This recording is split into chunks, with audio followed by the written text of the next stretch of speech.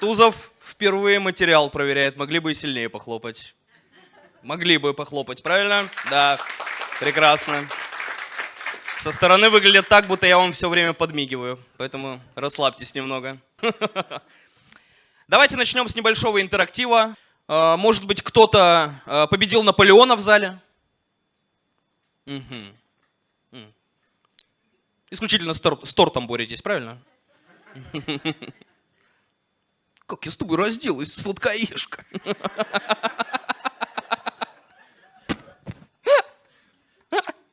Смешно.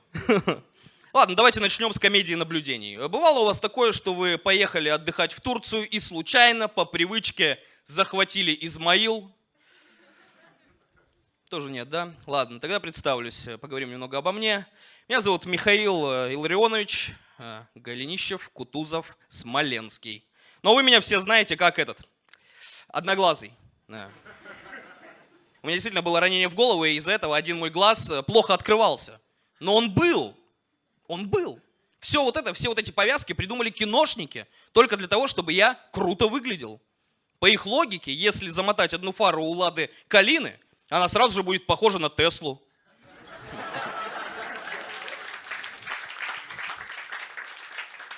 Да, я свое первое ранение получил в Алуште в 1774 году, но я тогда не расстроился, потому что Крым наш. Второе ранение я получил во время осады Очакова. Да. Тогда тоже не расстроился, потому что я не первый человек, который получил какие-то увечья при взаимодействии с чем-то очаковским. Ну а потом война. На нашу страну напал Наполеон, и впервые мы с ним увиделись во время Бородинского сражения. Я тогда даже не представлял, насколько это масштабное событие. Я даже не представлял, что в честь этого назовут хлеб. Мы тогда с ним впервые увиделись, и я вспоминаю, на самом деле, романы Льва Толстого, который писал, что я во время Бородинского сражения ел курицу, и теперь школьников заставляют объяснять, для чего нужна была эта сцена. А смысл там очень простой. Это все для того, чтобы вы поняли, что война – это ужасное событие, но при этом контракт с KFC тоже нужно отрабатывать. Да.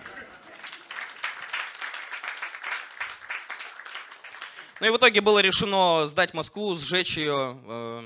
И знаете, вот вам мое наблюдение. Я понял, что кавказцы, они намного прикольнее французов. Смотрите, я отдал Москву французам, и они сожгли ее.